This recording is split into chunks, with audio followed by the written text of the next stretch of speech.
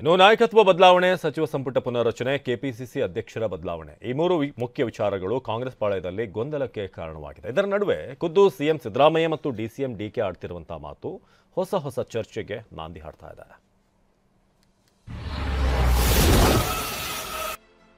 ಬಿಹಾರದಲ್ಲಿ ಮಹಾಗಠಬಂಧನ್ ಗೆದ್ರೆ ನನಗೆಲ್ಲಾ ಸ್ಥಾನ ಕೊಟ್ಟಂತೆ ಎಂದ ಡಿಕೆ. ಬಿಹಾರಲ್ಲಿ ಮಹಾಗಠಬಂಧನ ಅಧಿಕಾರಕ್ಕೆ ತಂದ್ರೆ ನನಗೆಲ್ಲಾ ಸ್ಥಾನನೂ ನೀವು ಕೊಟ್ಟಂಗೆ. ಡಿಕೆ ಸಿಎಂ ಅಂತ ಬಿಹಾರಿಗಳ ಕೂಗು, ಅವರ ಮಾತಿಗೆ ಕಿಮ್ಮತ್ತಿಲ್ಲ ಎಂದ ಸಿದ್ದು. ಡಿಕೆ ಶಿವಕುಮಾರ್ ಸಾಹೇಬ್, ಹಮ್ ಆಪ್ಕೋ ಮುಖ್ಯಮಂತ್ರಿ ಕೆ ರೂಪ ಸೆ ದೇಖೆ. ಬೇರೆ ಯಾರೇ ಮಾತಾಡಿದ್ರು ಕೂಡ ಅದಕ್ಕೆ ಕಿಮ್ಮತ್ತಿಲ್ಲ. ಬಿಹಾರ ಚುನಾವಣೆ ಬಳಿಕ ರಾಜ್ಯ ಕಾಂಗ್ರೆಸ್ನಲ್ಲಿ ಅಂದರ್ ಬಾಹರ್ ಆಟ.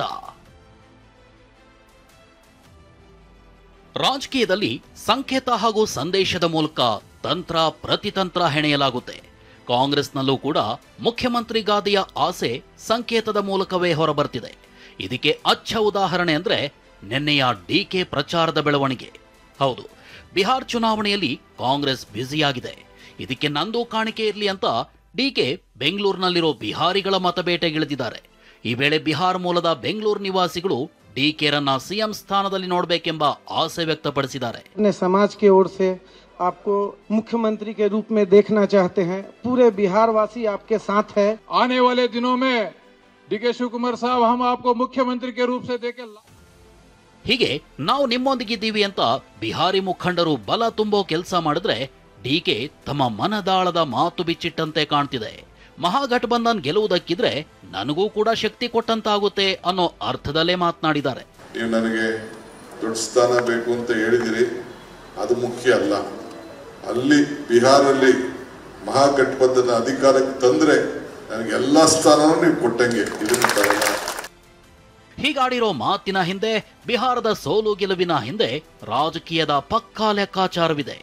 ದೇಶದ ಮಟ್ಟಿಗೆ ಈ ಎಲೆಕ್ಷನ್ ದಿಕ್ಸೂಚಿಯಾಗಿದ್ರೆ ರಾಜ್ಯ ರಾಜಕಾರಣದ ಮೇಲೂ ಇದು ತನ್ನದೇ ಆದ ಪ್ರಭಾವ ಬೀರಲಿದೆ. ಏನದು ಅನ್ನೋದನ್ನ ತೋರಿಸ್ತೀವಿ ನೋಡಿ. ಸಾಮಾನ್ಯವಾಗಿ ಬಿಹಾರದಲ್ಲಿ ಮಹಾಗಠಬಂಧನ್ ಗೆದ್ರೆ ಕಾಂಗ್ರೆಸ್ ಹೈಕಮಾಂಡ್ಗೆ ಬಲ ಬಂದಂತಾಗುತ್ತೆ. ಆಗ ಹೈಕಮಾಂಡ್ ಮೇಲುಗೈ ಸಾಧಿಸುತ್ತೆ.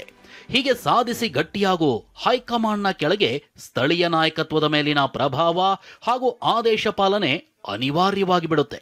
ಹೈಕಮಾಂಡ್ ಅಶಕ್ತವಾದ್ರೆ ಸ್ಥಳೀಯ ನಾಯಕರನ್ನ ಹಿಡಿದಿಡೋರು ಯಾರೂ ಇಲ್ಲದಂತೆ ಆಗ್ಬಿಡುತ್ತೆ. ಸ್ಥಳೀಯ ಮಟ್ಟದಲ್ಲಿ ನಾಯಕರಾಡಿದ್ದೇ ಆಟವಾಗ್ಬಿಡುತ್ತೆ. ಯಾವಾಗ್ಲೂ ಕುರ್ಚಿ ಮೇಲೆ ಕೂತಿದ್ದವರು ಮೇಲುಗೈ ಸಾಧಿಸ್ತಾರೆ, ಕುರ್ಚಿ ಕೆಳಗಿದ್ದವರ ಬಲ ಕೊಂಚ ಕಡಿಮೆ. ಹೀಗಾಗಿ ರಾಜಕೀಯ ಬಲಾಬಲ ಏರಿಳಿತ ಆಗೋದಕ್ಕೆ ಬಿಹಾರ ಫಲಿತಾಂಶ ತನ್ನದೇ ಆದ ಪ್ರಭಾವ ಬೀರಲಿದೆ. ಹೀಗೆ ನಾನಾ ಲೆಕ್ಕಾಚಾರಗಳು ಕುರ್ಚಿ ಸುತ್ತಲಿನ ಚರ್ಚೆಗೆ ಸುತ್ತಕೊಳ್ತಲೇ ಇವೆ. ಮತ್ತೊಂದ್ ಕಡೆ ಸಿಎಂ ಸಿದ್ದರಾಮಯ್ಯ ಯಾರ್ಯಾರೋ ಹೇಳೋ ಮಾತಿಗೆ ಪ್ರಾಮುಖ್ಯತೆ ಕೊಡೋ ಅಗತ್ಯವಿಲ್ಲ ಅಂದಿದ್ದಾರೆ. ಈ ಮೂಲಕ ಸಿಎಂ ಕೂಡ ದೆಹಲಿ ಅಂಗಳದ ನಿರ್ಣಯದ ಕಡೆಗೆ ಬೊಟ್ಟು ಮಾಡಿದ್ದಾರೆ.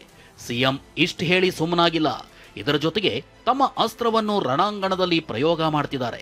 ಅದುವೇ ಸಚಿವ ಸಂಪುಟ ಪುನರ್ರಚನೆ ಅನ್ನೋ ಬ್ರಹ್ಮಾಸ್ತ್ರ.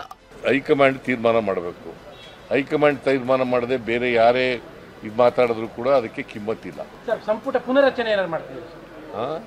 ನಾನು ಬಿಹಾರ್ ಚುನಾವಣೆ ಆದ ತಕ್ಷಣ ಮಾತಾಡ್ತೀನಿ. ರಾಹುಲ್ ಗಾಂಧಿ ಜೊತೆ, ಮಲ್ಲಿಕಾರ್ಜುನ್ ಖರ್ಗೆ ಜೊತೆ ಅಲ್ಲಿ ಡೆಲ್ಲಿ ಹೈಕಮಾಂಡ್.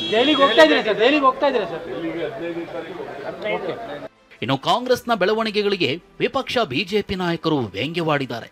ಕುರ್ಚಿಗಾಗಿ ಬೀದಿಗಿಳಿದು ಬಡದಾಡ್ಕೊಳ್ತಿದ್ದಾರೆ ಅಂತ ಬಿಜೆಪಿ ರಾಜ್ಯಾಧ್ಯಕ್ಷ ವಿಜಯೇಂದ್ರ ಹೇಳಿದ್ರೆ, ದೆಹಲಿಗೆ ಹೋಗಿದ್ಯಾಕೆ ಅಂತ ಅಶೋಕ್ ಪ್ರಶ್ನಿಸಿದ್ದಾರೆ.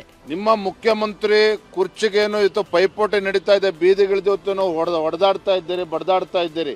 ಇದು ಏನಾಗುತ್ತೋ, ಯಾವತ್ತು ನವೆಂಬರ್ ತಿಂಗಳಿಗೆ ಏನಾಗ್ತದೋ ಅದೆಲ್ಲ ಕಾದ್ ನೋಡೋಣ. ಕ್ರಾಂತಿ ಭ್ರಾಂತಿ ಎಲ್ಲ ನಿಮ್ ಪಾರ್ಟಿಯಲ್ಲೇ ದಿನನಿತ್ಯ. ಈಗ ಡೆಲ್ಲಿಗೆ ಯಾಕೆ ಹೋಗಿದ್ದಾರೆ, ಪೆರೇಡ್ ಯಾಕೆ ಮಾಡ್ತಾ ಇದ್ದಾರೆ, ಸಿದ್ದರಾಮಯ್ಯ ಮಗ ಯಾಕೆ ಫೀಲ್ಡ್ಗೆ ಬಂದು ನಮ್ಮ ಅಪ್ಪನೇ 5 ವರ್ಷ ಅಂತ ಹೇಳ್ತಾ ಇದ್ದಾರೆ.